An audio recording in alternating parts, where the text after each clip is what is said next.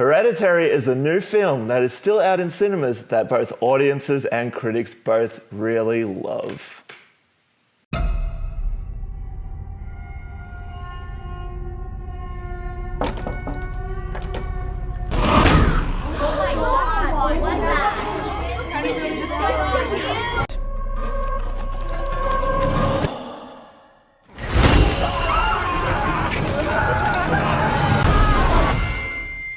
I just don't want to put any more stress on my family.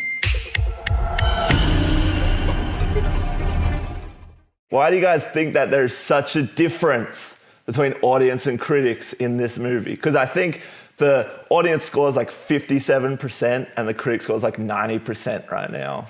I think people that appreciate the horror elements that he tried to bring all together in one movie and that don't think that just because a scene isn't action-packed that it's dragging will enjoy the kind of urgency and tense feelings that this movie builds up throughout the 2 hours. Oh, it does an amazing job of building, and audiences today are all about like they want like an hour and a half movie, an hour and a half horror movie, let's say, with like jump scares and just cheap thrills, where this movie is actually like has depth to it. And there was some parts that were like slow. If that's something you don't like, you're not gonna like this movie. But because they're really suspenseful and all that, I think that's one reason why I really liked it. Well, I can tell why the audience really likes it and why the audience doesn't really like it and why critics do really like it. I can see both sides because I really do see the why people love it and I do see the flaws as well. So I can kind of see both sides. I think I'm somewhere in the middle with it, but it is like an old-fashioned type of horror movie. It's not what we're used to today, and it's not what the general core audience for a horror movie is used to. I think that might be a problem everyone has with it. Like you said, there's no jump scares in the whole movie, except for when the bird hits the window. If you can just sit there and let it kind of wash over you, you will enjoy it. If you're not wanting things to just come out of nowhere and happen, then they'll hit you when you don't expect it. And that's what I loved about this movie, is that I could not tell where it was going, and every scene had me on the edge of my seat because that scene could end in any way, and you just don't know. Yeah. I tell you why I felt like that. I felt exactly the same as Jake, but the reason I felt like that was because of the beautiful score. It made you feel uneasy the whole movie. Yeah. Mm-hmm. Yeah, I was going to touch on that as well. I loved how when scenes do get suspenseful and like you hear like the soundtrack and all that, and then when it goes quiet, that's when normally something big's going to happen, where in this movie it just gets more suspenseful when it goes quiet rather than something big happening. So I think I really appreciated that aspect of the movie too. Well, yeah, it's atmospheric without many things that actually happen. There's only a few scenes where things actually happen, and the rest of it is just atmosphere and sounds. So it's a lot like Suspiria from the 70s, and a lot like those older 70s, 60s type of horror movies. Well, it was likened to Rosemary's Baby. Yes, It is very much like Rosemary's Baby. I agree. But the movie that I kept thinking of the whole time while watching this, and tell me if you guys thought of this too, is this movie reminded me so much of Stanley Kubrick's The Shining. Yeah, that's another one that's a lot of critics have kind of likened it to. Yeah, and just the shots in it, because what the movie does, and it does pretty well, is it holds on shots for too long. It holds on the shots for a long time. Like there's shots of characters like standing in a hallway and I mean, it's all darkness, and it holds on the shots for an uncomfortable amount of time, which The Shining did as well, and did it very well. Like there's the scene where Jack Nicholson's watching his family playing outside, and it just holds on his face for like 30 seconds, and it's just really uncomfortable. So the way this movie was shot reminded me a lot of how Kubrick shot The Shining. Yeah, it's pretty much everything about the movie is unsettling, and especially, the time that he takes with each. You can just kind of sit on. That's how I got the feeling of sitting on the edge of my seat, is because he edges you forward and forward and forward on your seat through every kind of 10 seconds of that scene, where at any moment it could go wrong. The first glimpse we get of this method is in the very first scene when it's zooming in on the dollhouse. Like you said, the atmosphere is really supported by the score, but also the score's brilliant in it, very unsettling, but also the quiet parts. It also succeeds at being quiet. Yeah. So there's scenes that don't have any noise in them at all, and I actually jumped from that click, like where it goes, you know how the girl does Yes. that actually made me, The there's a verbal scene where cues. there's just and it made me jump, and that was just from the success of just doing quiet scenes and then doing sudden sounds like that. But it didn't feel cheap. It didn't feel jump scary. Oh, no. It felt like they earned it. They really earned it. Just in general, the audio to this movie is outstanding. I'm very surprised the movie actually turned out like the way it did and using all those types of cues, because, interesting fact, this is actually a first-time director in a motion picture. He's only done shorts before this. And yes, Ari Aster, looking at that before, because I actually looked at that before I went and saw the movie, and I thought it was going to be, you know, just like really Hollywoodized, because he is a first-time director and he wouldn't have much pull. But it seems like he did what he wanted. Yeah. Yeah, just go back to like the clicks. I think it was I think like a lot of movies when they do stuff like that, they overuse it or they just don't place it right. I think this movie, they did it was like really consistent, but it wasn't overused. So it didn't, again, it wasn't like a jump scare, but it definitely gives you that like chills sort of feeling every time you hear it. I think that's what really got me. So with Ari Aster, he's director and writer, like Josh was saying, it's his first big thing. I really felt the Polanski with Rosemary's Baby or Kubrick with The Shining, where he did have free range to kind of make the film he wanted to make. I don't think he held back on anything. I think he just got to make it the way he wanted to. And he makes not just a horror movie, but it's a family drama, really.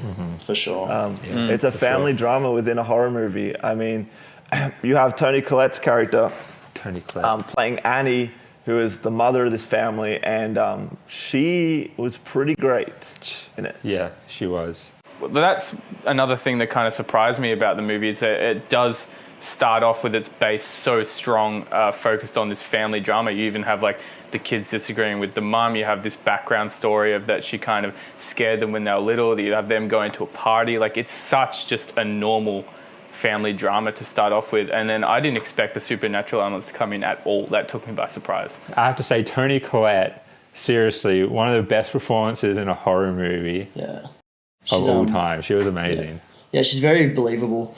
But what, I don't know of all time, but in a horror movie. you do kind of get introduced to it though when they go to like the grandma's funeral and they talk a little bit about how she was a part of that cult, that spiritual cult or whatever, when she's speaking in front of everyone. So you kind of get a glimpse of that's the direction it's going in, but you don't really find out properly until like further on. Well, speaking of the cult, because that's of course what the whole movie kind of is around, this made me mad. What made you mad, Michael? And was one of my problems with the movie. The payoff is just cult again. And I've seen so many movies that are just cult-based, and there's some that do it better than this movie, like Rosemary's Baby, and there's some that do it worse, like Paranormal Activity. I mean, Paranormal Activity is, I think, a different type of cult movie. This one's, to me, it had just a lot more depth to it as a cult ending, because the last few scenes are insane, and it suddenly goes Exorcist style on us, which was a change that I actually liked, because it had not been dragging, but it was slow to build up toward this, and then they finally give you that hit of just straight up horror, which I loved. I will agree a little bit, it did feel weird, the ending, and I was kind of out of place by the end of it. I was like, what did that mean? Like, trying to kind of put it all together and process how it ended. So in a way it seems kind of a cheap payoff at the end, but I don't think that I didn't like it. I don't like how you really compared them to the Paranormal Activity. That's kind of unfair because the cult thing doesn't come in Paranormal Activity until later in the series, so that's when it all comes back to it. But it gets really bad. So the movies are crappy, and they ran out of ideas. They just want to throw something in there. I don't know.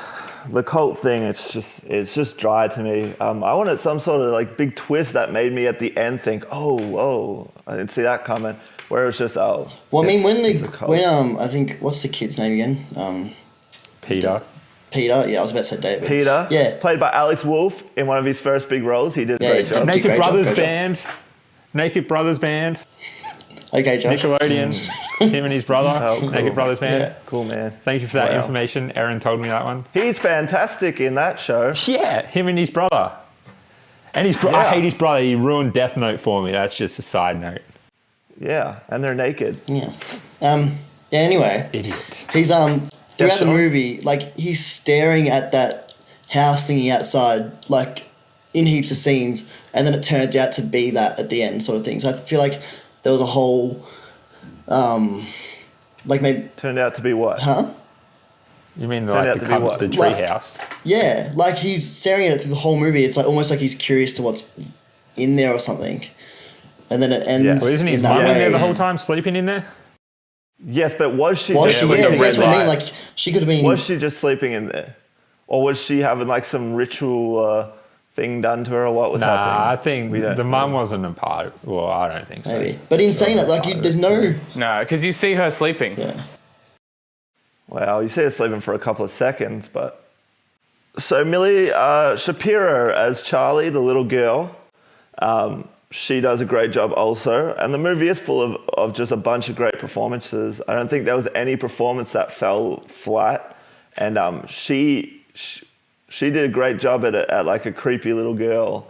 Yeah, for the small part that she had in the movie, because it kind of set her up as the villain the first half, and then suddenly she wasn't. And I thought she was going to be the main, I thought she'd get possessed or, ill.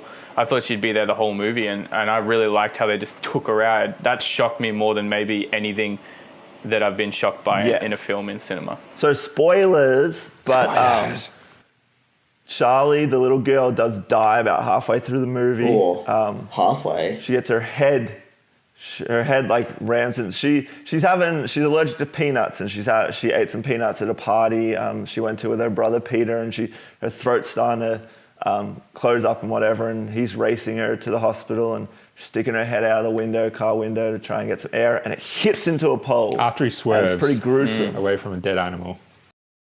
And it's super, super gruesome, and later you find out her head actually came off, so that was pretty intense. It's just there. Yeah.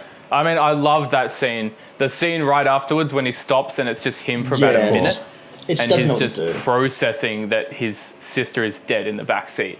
Like, that was mental. I loved that scene. It was so real. Yes, that's a perfect example of holding on a shot like Kubrick would in The Shining, and it just makes you so unsettled, and it's done so well. Yeah, him just sitting there, his facial Yeah. expression and him sweating was me in the cinema. I was like, I was feeling it. I was like, holy crap. I was him It's for a almost second. like he was giving us time to process. It was ridiculous. You have to keep in mind though, he was ripped as well at the time. Like he'd been just smoking weed. Like he'd be like, Yeah. Yeah, he he'd be almost was because baked as hell. I mean, it kind of makes sense because from research that I've read, that when you're baked and stuff, you get From research. you get panicky and stuff. You like start worrying, think of His the worst. sister's head came off. Yeah, but that's what I Anyone's mean. gonna act like So that. but that's what I mean. Like it would have happened, and he wouldn't have just known what to do. He was just because you're already in shock if you're not like baked, but he was, so he would have been thinking all types of stuff. I just want to say as well, when they're at the party and he tells her to go eat the cake. As soon as I see her eating it, when I was in the cinema, I literally said out loud, I was like, there's nuts in that cake. And I went, ooh, and I quickly covered my mouth because I was like, I didn't mean to. I was just speaking out loud. And you annoyed everyone around. Well, there's only a few people in the cinema, so it was all right. No, but you see them chopping up the nuts as he Yeah. walks in, remember? Yes. Yeah, so good observation, Sean. Oh, I totally... Which I didn't actually Good notice. workshop. Well, I looked past Which that I bit. didn't notice. I didn't... So that's interesting Yeah. that you said But yeah. because I didn't notice that. But again, that big linger of the camera on him, and then that tear just rolls down your face, and you're just like, what is he going to do? Like, he just... Did you see when they were driving to the party, that cult symbol was on one of the poles? Yeah. It like Yeah. and that never Yeah. comes nah, back. I was really, like, but what does yeah. that mean? Like, and I'm guessing her head came off at that pole. And that's where we come to like another problem, and my biggest problem with the movie is that so much is not explained, but it's not in a way that's good to me. It's in a way that is frustrating. And I left the cinema a little frustrated. I mean, you have The Shining, where at the end it zooms in on a picture of Jack Nicholson. It's from 1929 or whatever it is, and it's like, that couldn't possibly be true. He must have been a ghost. And that's a brilliant ending, and it gives you one question, and you're like, whoa, does that mean? But this throws so much at you in the second half that it leaves so many things unanswered. One of the aspects of horror I do love is being in the dark, and that comes in all forms in this movie. Like with the horror being able to come from any angle. Like the kid could suddenly be crazy, the mum can suddenly go crazy. The woman that helps the mum that's actually in on the cult, she's suddenly crazy. The fear that supernatural things and physical things can happen at any moment gives me that's like the true horror of, I do not know where it's coming from next. So all these unexplained things kind of paled in comparison to the fact that I didn't know what was going on at any point, so it didn't really matter to me. It was just fear. Yeah. Yeah, I wasn't really that frustrated. While I was watching it, I wasn't really that frustrated with what was going on and not knowing what was going on, because I was so immersed into like what's going to happen next. I was kind of like holding on to the seat and just like in anticipation of like what crap is going to happen, because I was waiting, because it was so intense the whole movie. I was waiting for something to be revealed, and then when it happens, you're like, holy crap.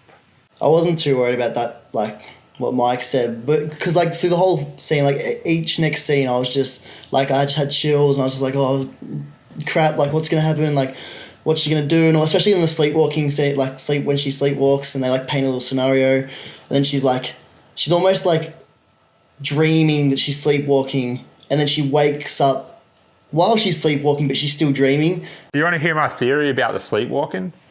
Yeah. Go. My good friend told me this theory, actually. Erin, shout out. But when she's sleepwalking, she's subconsciously fighting against like the cult. She already knows like about the cult. So when she's sleepwalking, she's and like she nearly lit her kids on fire because she knows that they're like next in line to be like the vessel for the king of the hell or whatever. And then so she's about to light them on fire so she can stop the cult. She's about to kill her kids, but it will stop the cult for like ever, because they're like the last in the bloodline right now. Yeah. And then later in the movie, she's like choking Peter when she's sleepwalking. So every time she's sleepwalking, she's trying to stop the cult. That was just like a fun theory that, she told me. Yeah, just to go off that, It's really interesting. Remember when she's having the discussion with Peter, and she's saying how like she didn't want him, but her mum like really wanted the like son, and she like nurtured him and all that. Maybe that's to do because she was like the big one in the cult. Maybe she knew that was all going to happen. So when she died, she left the book of the spirituality and all that kind of stuff. Yeah. So think about all the, and I've just been thinking about it last couple of minutes here. All the things that aren't unanswered in it. If you really think about it, there's so much that just happens for the sake of it just happening, and I don't really like that about it. I think it's a much better directed movie than it is written movie. I think the directing is much better than the writing here. The characters are written well, but the scenes, and I think it, I don't want to say this because it might not be true, but it seemed like it was an idea of, I have all these good little ideas, but unable to put them into one idea that's really impactful. I mean, there's definitely, I can see where you're coming from about kind of the aspects that this guy obviously studied all the horror classics and then tried to implement and recreate a lot of those characteristics in this movie, because there's so many little references here and there. Like it goes really Exorcist at the end, it's really Rosemary's Babies here and there, then you see The Shining, and then there's other ones that we could talk about. So I think that all these elements of these classic horrors that he's put into one film can make it seem choppy. Yeah. Are you saying like as he was writing it, he didn't know where he was going to go with like the next part? He knew what like he kind of wanted, but he didn't know how he was going to do it? Well, I don't want to say that, but it just seems like, because there are so many good scenes in this movie of real horror and real suspense, and not a lot of them lead to that much in the movie. And like I said, I think the ending falls a little flat. Although the ending is creepy. I will say the ending's creepy for sure. But just creepy without much substance is how I found it, and I'm not a big fan of that. Yeah, I mean, I see that, but like, I see it as being like really suspenseful, and then like little bits throughout the movie that are really creepy happen, and then like the last 15 minutes, especially in the what do you call it, the roof? House. Yeah, attic. Yeah, like there, like that part there that went for like 5 minutes is like creepy as, and I think the whole like build up just even to that scene is like what makes the movie like really cool. Would it be unfair if I said this is the best Paranormal Activity movie? Yeah, Yes, it would Paranormal be fair. sucks. Shut up. Don't compare it to Paranormal But I'm saying this is the Activity. best by far Paranormal Activity movie. Except it's just, and instead of doing these stupid little jump scare things, it actually has some actual creepy stuff in it. But it's a bunch of just creepy things happening. Yeah. And then leads up to a big finale. And that reminds me a lot of Paranormal Yeah, but it Activity. explores so much family drama. Like, that's a massive side of the movie. Yeah. Is Well, that's true. the mother's and the son's relationship is phenomenal. It's the amount that they explore her anguish over losing a child and then blaming that on her own son, and the son blaming her and thinking that she blames him, and like it goes so deep with how they feel towards each other and how it's okay to feel like that towards someone that you're related to. I haven't seen another movie explore that side of anguish like this. You see movie. it. It stands out a lot when they're having dinner as well. Like that yelling scene when they're like, yeah, that's like that intense scene as. is amazing. I would even argue to say the movie works better as a family drama than even a horror. And I'm not saying it's a bad horror, but even the family drama stuff, I think I preferred. It's mixed so well, I think. I think it's mixed like perfectly. Yeah. So I saw it in the perfect time, and perfect time to go see it by yourself, kind of storming outside. So I had a really creepy feel throughout the whole movie. So what's everyone's most creepy scene? For me, personally, it was the scene where the mum is looking through, where Toni Collette's character was looking through the album book, all the books, and it's near the start of the movie, and she looks in the corner and she sees like an outline of her mum, of the grandma, and nothing happens. In a lesser movie, it would be like a jump scare, but there's no jump scare here. It just holds on the mum for a little bit, and you're like, oh crap, is she really there? Is she not? And then again, nothing like that happens again for the rest of the movie. In a lesser movie again, you would see the grandma popping up everywhere, and it would be overused. But this is just one time they just like in the shadows show the outline of the grandma, and that was my creepiest scene. I love that scene. That scene kind of foreshadowed the restraint that this movie takes on horror, which is that uncomfortable. And that was a really unsettling scene, even though it wasn't that blatantly scary.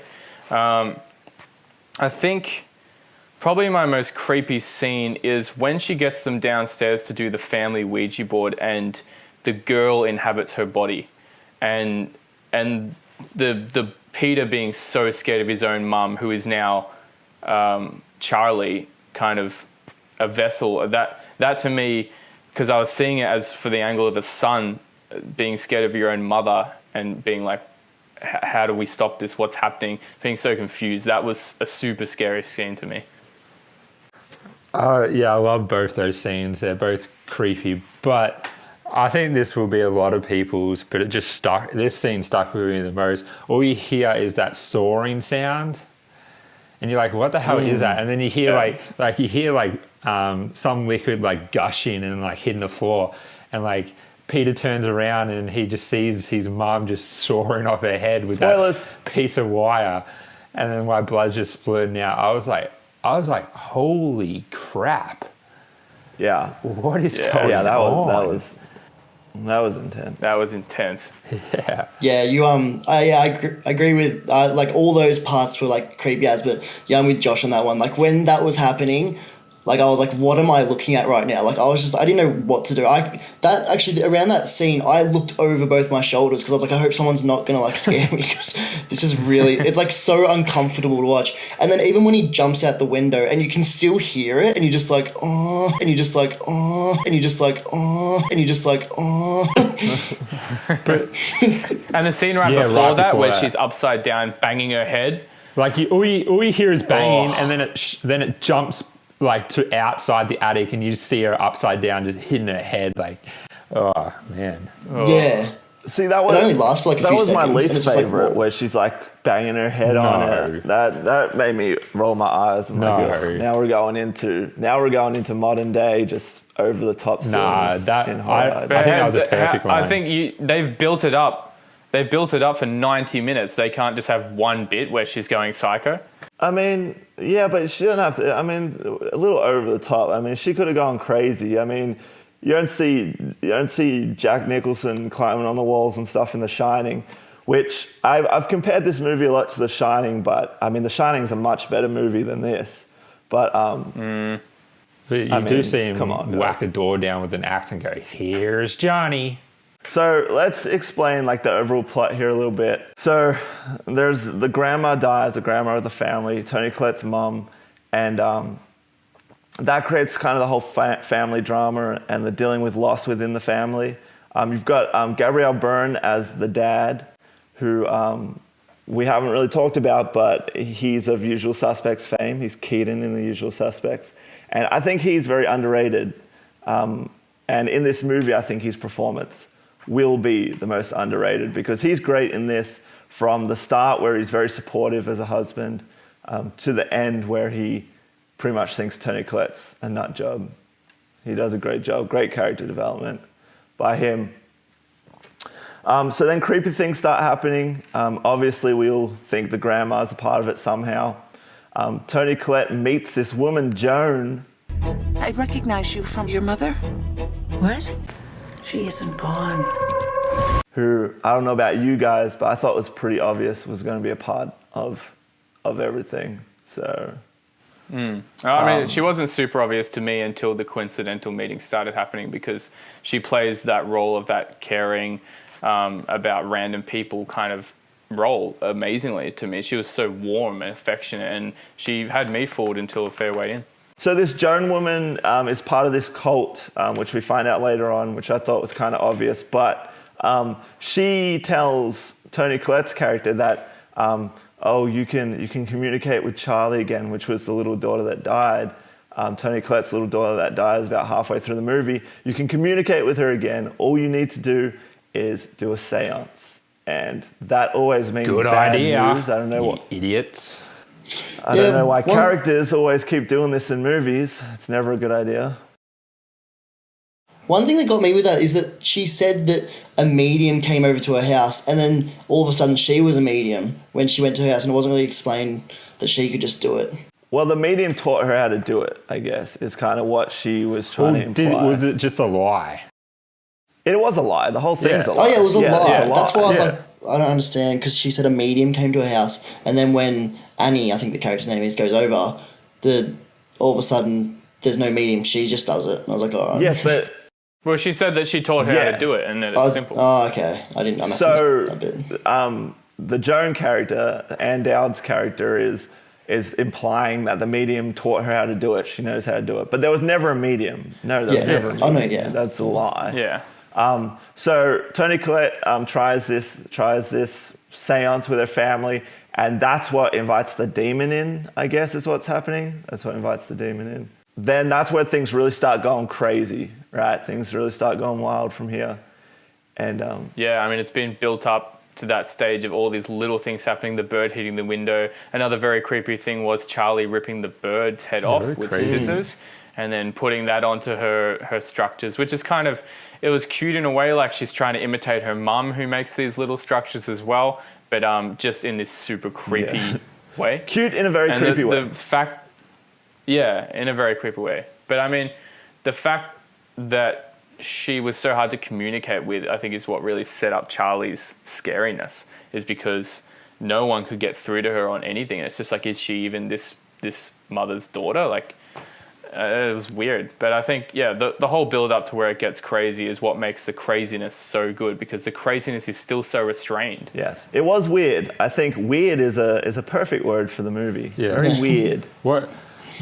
Yeah. And then at the end when Peter jumps out the window, he's dead, right? And then he comes back alive, and then is that Charlie finally taken over his body? Because Charlie's supposed to be the next vessel for this god, right? And then when Charlie dies, it has to be Peter. Is that right?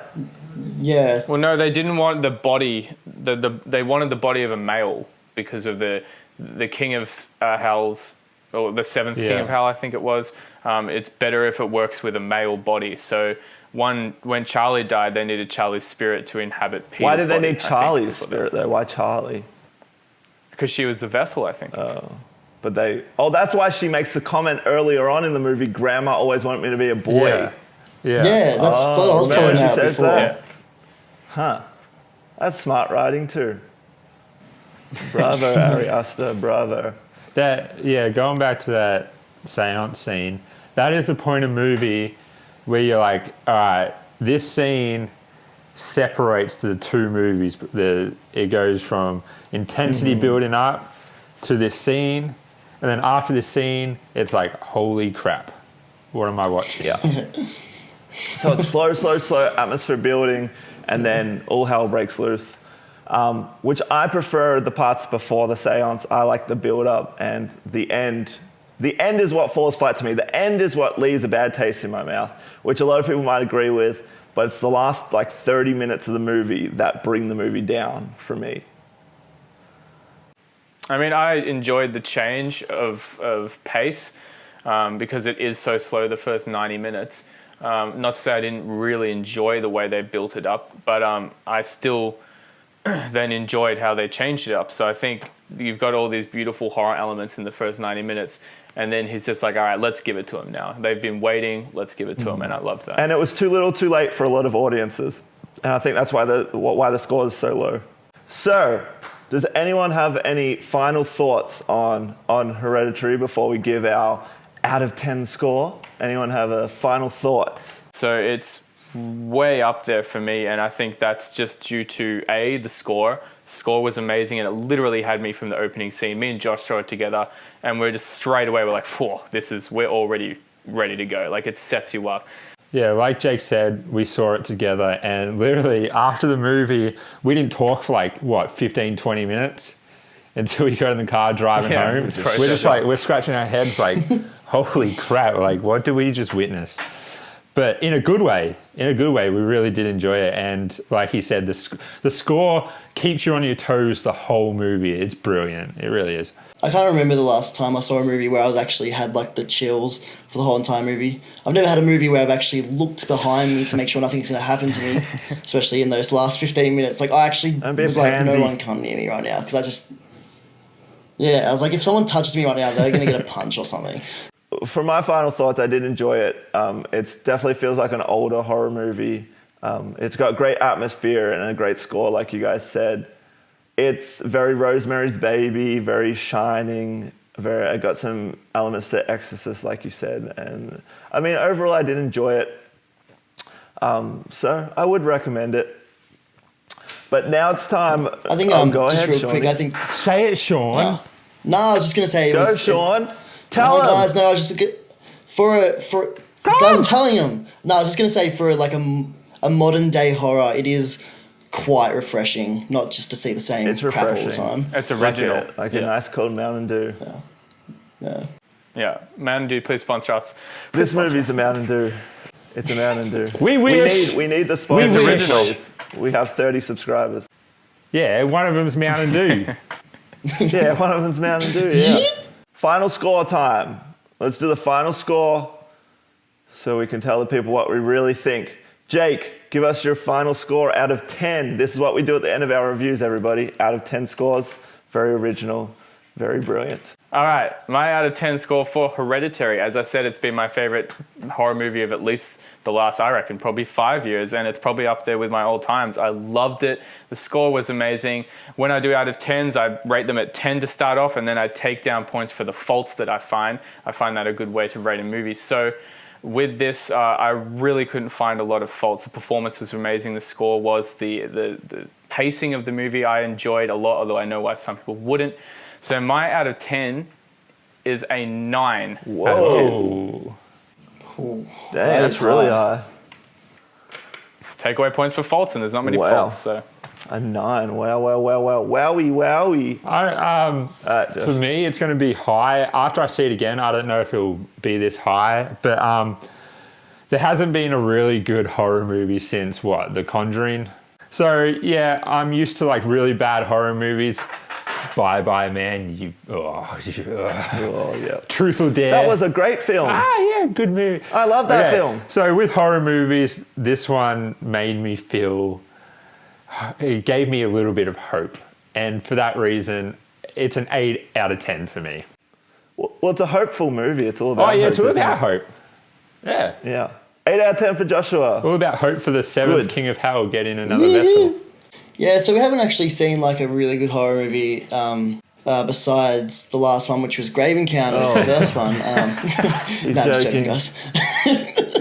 Just kidding. No, but yeah, I'm with Jake on that. I don't think there's been a solid horror movie for the last, maybe 3 years.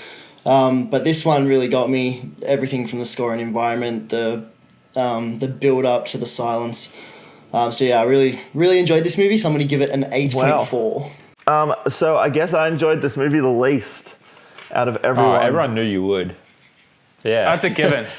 Yes. Yeah. So I enjoyed it the least, everybody. I said it straight away. A great atmosphere. Yes, great atmosphere. I will give it that. Yes. Genuinely creepy at times. Great performances by everyone. But I feel like there was great ideas that didn't meld into one idea that effectively. I also think the movie's actually a lot more forgettable than what you guys think it is. I don't think I'll remember this movie in a couple of weeks. But it's fine. I also hate the whole cult thing. That really annoyed me. The last 20 minutes of this movie was way too in your face and just silly. I'd seen it all before, and I actually was eye rolling a little bit with the last 20 or 30 minutes. So with that bad taste in my mouth after the last 30 minutes of the film, my score is much lower than you guys. I'm going to give it a 7.4 out of 10. Going into this movie after all the disappointing horror movies in the past couple of years, I went in with low expectations. But I think I speak for everyone in this group. They exceeded our expectations. And with that being said, the FourSquared official rating for Hereditary is an 8.2. Yay! 8.2.